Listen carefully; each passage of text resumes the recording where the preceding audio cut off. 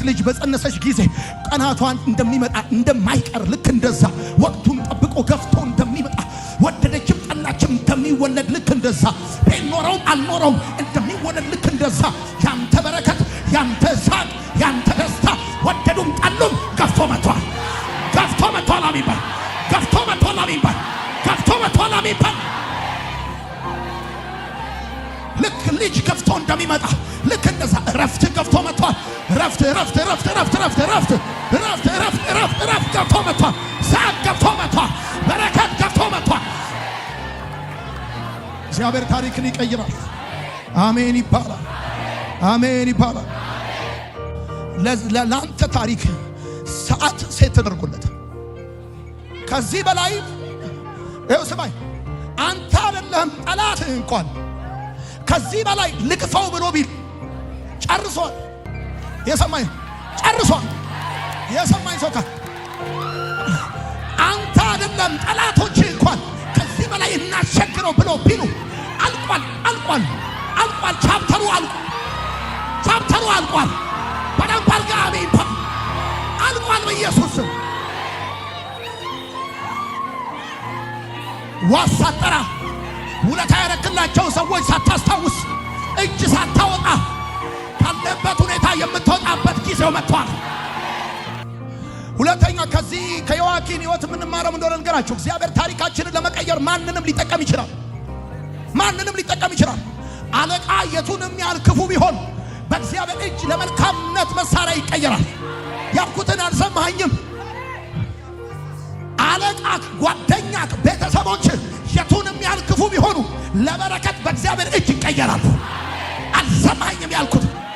አለቆች፣ የምታውቃቸው የሥራ ባልደረቦች፣ ጓደኞች የእግዚአብሔር ታሪክን ሊቀይረው ሲል የቱንም ያህል ክፉ ቢሆኑ ለበረከት በእግዚአብሔር እጅ ይቀየራሉ። ለበረከት በእግዚአብሔር እጅ መሳሪያ ይሆናል። ዮአኪንን ከግዞት ለማውጣት ከባርነት ለማውጣት እግዚአብሔር ጥሩ ሰው አልተጠቀመም። ምክንያቱም የባቢሎን ነገስታት ክፉና ክፉ ናቸው። ዮአኪን ጥሩ ሰው ስለሆነ ነው። ማን ነው? የባቢሎን ንጉሥ ጥሩ ስለሆነ ነው ዮአኪንን ከግዞት ያወጣው እንዳትለኝ። መጽሐፍ ቅዱስን ስታነብ የባቢሎን ነገስታት ክፉና ክፉ ናቸው። ጥሩ ሆነው አያውቁም። በተለይ ለእስራኤላዊ፣ በተለይ ለይሁዳዊ የባቢሎን ነገስታት ክፉና ክፉ ናቸው።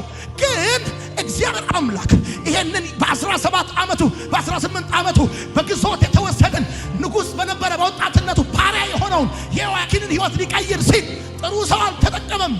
ታሪክን ለመቀየር እግዚአብሔር ማንንም ሰው ሊጠቀም ይችላል።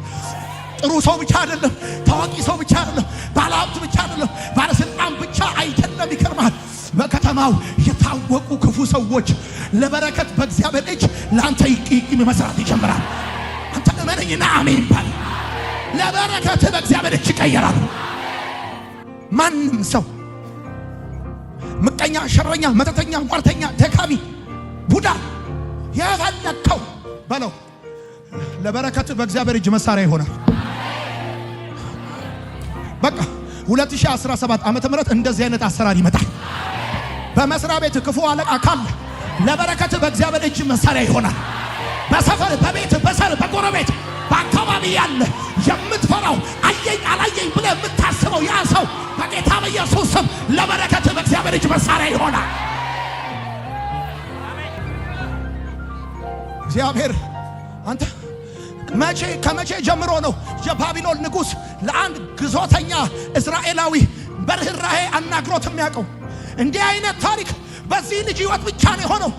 አንድ የባቢሎን ንጉሥ እስራኤላዊ ሲያይ ከጭካኔ በስተቀር ሌላ ነገር ትዝ አይለው።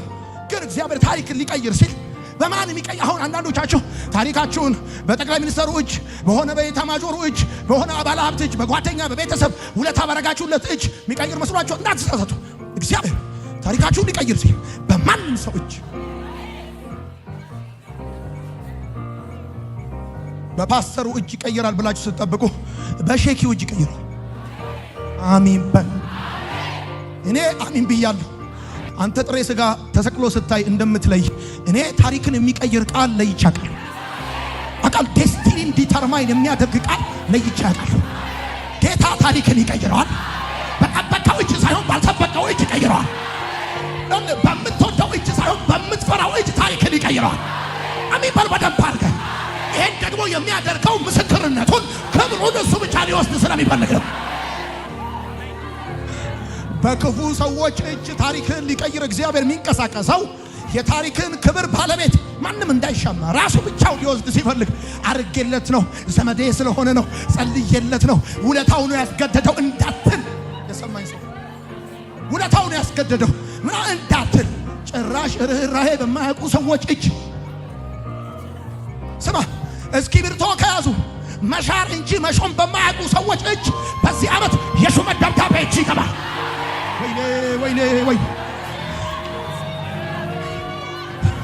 እንደ ጆተኒ መዋጥ እንጂ መጥፋት ከማያውቅ እጅ ልክ ከቁራ አፍ ለኤልያስ እግዚአብሔር ምግብ እንደሰጠ እግዚአብሔር ከክፉ ሰዎች እጅ እንጀራ ይሰጣል። ተደምጩና አሜን በል። እግዚአብሔር እንጀራ ይሰጣል። ስማ ኮምፓይነር በላቸው በቃ ማጨድ እንጂ መዝራት የማያውቅ ዘንድሮ ላንተ በእግዚአብሔር እጅ ለበረከት ይሰራል። አሜን በል በደንብ አድርግ ድገምና አሜን በል። እነዚህ ሰዎች ሌሊት ሙሉ እየቃሙ አሜን አሜን አሜን አሜን እያሉ ብስኩት ፋብሪካ ይከፍታል።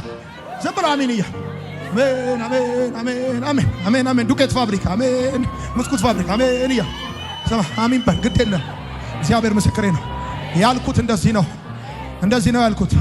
እስክሪብቶ ሲበላ ሲጠግብ ስቴክን ይዞ መስደብ እንጂ ማክበር ከማያውቅ ማውረድ እንጂ ማውጣት ከማያውቅ እጅ መክተል እንጂ ማኖር ከማያውቅ ልብ እግዚአብሔር የክብር ሹመትህን ዘንድሮ ይገልጠዋል።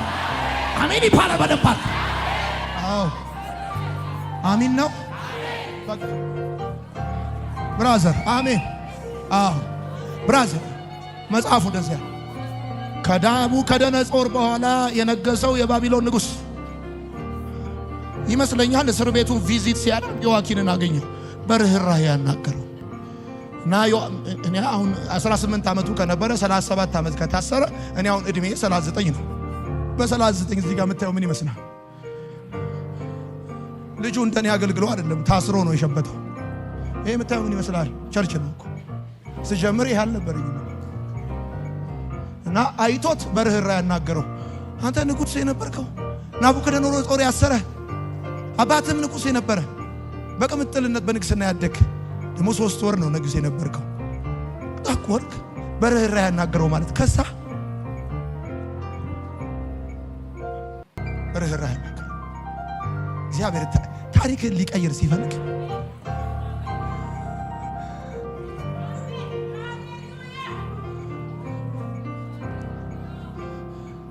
ማጠብቃቸው ሰዎች በርህራሄ ያናገሩ ብድግ ብለው ይራሩ ናፈከኝ ይለዋል። ሰሞኑን አይቼ ካላቅም ይለዋል። የሰማኝ ሰው ካለ ሶስተኛ እግዚአብሔር ታሪክን ይቀይረዋል። ሲቀይረው ደግሞ በማንኛውም ሰው እጅ ሊቀይረው ይችላል። እሺ ሶስተኛ ያሳለፍከው ዘመን ምንም ይሁን ምን ለውጥ አያመጣም። ዋናው ነገር የእግዚአብሔር ባንተ ሁኔታ ጣልቃ መግባቱ ብቻ። ብራዘር ዮአኪን 37 ዓመት ነው በግዞት የኖረው፣ የእድሜውን ግማሽ ያሳለፈው። ወዳጆቼ ዮአኪን 37 ዓመት በአንድ አይነት ህይወት ውስጥ ነው የኖረው፣ ለውጥ በሌለው ጠዋትና ማታ ንጋት ምሽት ከባርነት ውጭ ሌላ ተስፋ የሌለው አንድ አይነት ህይወት ሰው 37 ዓመት ሲኖር ይከብዳል። ብራዘር ያሳለፍከው ዘመን የቱንም ያህል አጭር ይሁን ረጅም፣ ዋናው ነገር እግዚአብሔር ባንተ ህይወት ጣልቃ መግባቱ ነው እንጂ ያ እነዛ ረጅም ዓመታቶች ያንተ ህይወትን ከመቀየር ከመለወጥ ምንም ለውጥ አያመጡም። ዘመኑ ረዝሟል ማለት ነገሩ አይቀየርም ማለት አይደለም። እንደውም የእግዚአብሔር ቃል ሲናገር እንደዚህ ይላል፣ ዘመኑ ረዝሟል የዚህም ነገር ምሳሌ ጠፍቷል የምትሉት ምንድን ነው? ይሄንን ተረትና ምሳሌ አስቀረዋለሁ በላቸዋል። ዘመኑ ስለረዘመ አልወልድም ብለሻል። ጊዜው ስለቆየ ይሄ ነገር አይቀየርም ብለሻል። እንደዚህ አይነት ኬዝ ከ5 ዓመት ካለፈ ከ10 ዓመት ካለፈ ህይወት አይደለም ተስፋው ሞት ነው ብለሃል። የመጣበት ዘመን የቱንም ያህል ረጅም ይሁን የእድሜያችሁን ግማሽ አይደለም ከዛ በላይ በአንድ አይነት ህይወት ውስጥ ያሳለፋችሁ ሰዎች ዛሬ ማለዳ መልእክት አለኝ። እግዚአብሔር አምላክ በጣልቃ ገብነት ወደ እናንተ ህይወት ይገባል። በደንብ አርጉና አሜን በሉ።